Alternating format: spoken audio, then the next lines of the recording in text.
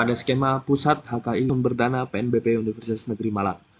Berjudul Kolaborasi Pupuk Organik Daun Kelor dengan Smart Farming sebagai Optimalisasi Potensi Lahan Pertanian Hortikultura.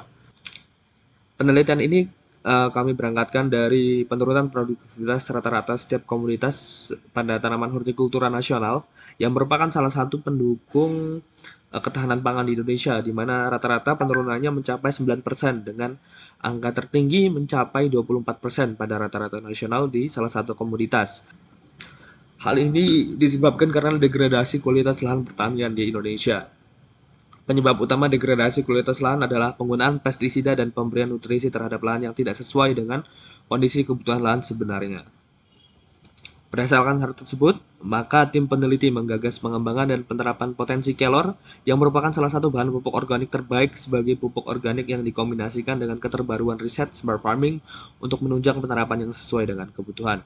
Tujuan dari penelitian terapan ini adalah untuk mengembangkan pupuk hayati berbasis tanaman kelor yang dikolaborasikan penerapan dengan pengukuran yang tepat dengan smart farming berupa sensor dan pedoman otomatis. Adapun penelitian terdahulu yang mendasari penelitian ini dilakukan yaitu yang pertama dari penelitian pupuk kelor pada tanaman hortikultura.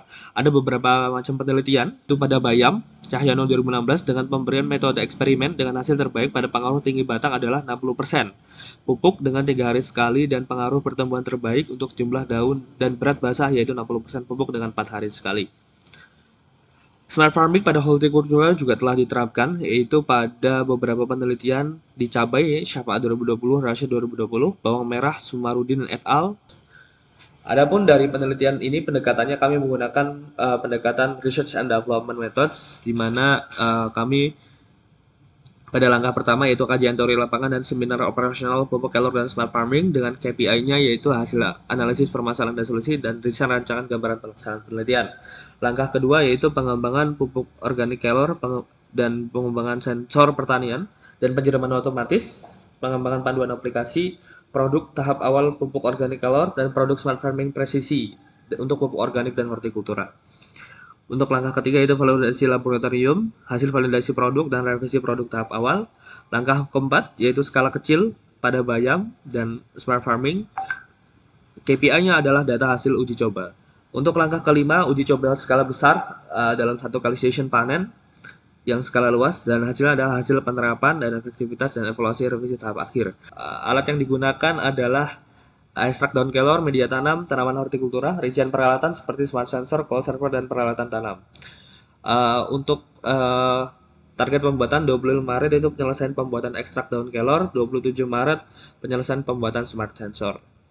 Tabel pengumpulan data berikut seperti 1 April itu dilakukannya validasi hasil ekstrak pupuk, 7 April dilakukannya hasil validasi smart sensor, presisi, 14 April FGD dengan mitra kolaborasi tentang validasi rencana penerapan hasil pengembangan awal, 1 Mei pengumpulan data sebelum tanam skala kecil, 5 Mei monitoring data tanaman dari unsur abiotik dan biotik sampai 20 Juni, pengumpulan data berat tanaman hasil panen skala kecil tanggal 22 Juni, 7 Juli pengumpulan data sebelum tanam dalam skala lapang, 10 Juli sampai 25 Agustus pengumpulan data tanaman dalam skala besar.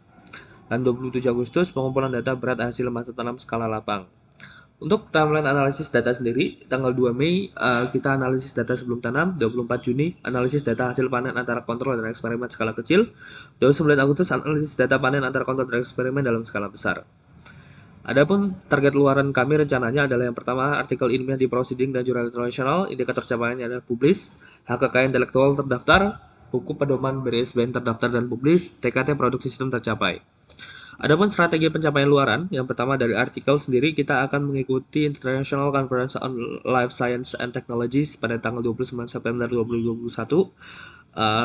Artikel terpublikasi di Proceeding dan Jurnal Internasional. Haki 5 September akan terdaftar sebagai haki paten sensor smart farming dan juga haki pupuk organik kelor dan hak cipta buku pedoman SOP pertanian. Dan juga yang ketiga buku pedoman yang akan kita selesaikan tanggal 22 September yang terdaftar di SBN nantinya. Dan TKT teknologi untuk pencapaian teknologi pada tingkatan level 7 sampai 8 untuk sensor dan juga pupuk organiknya.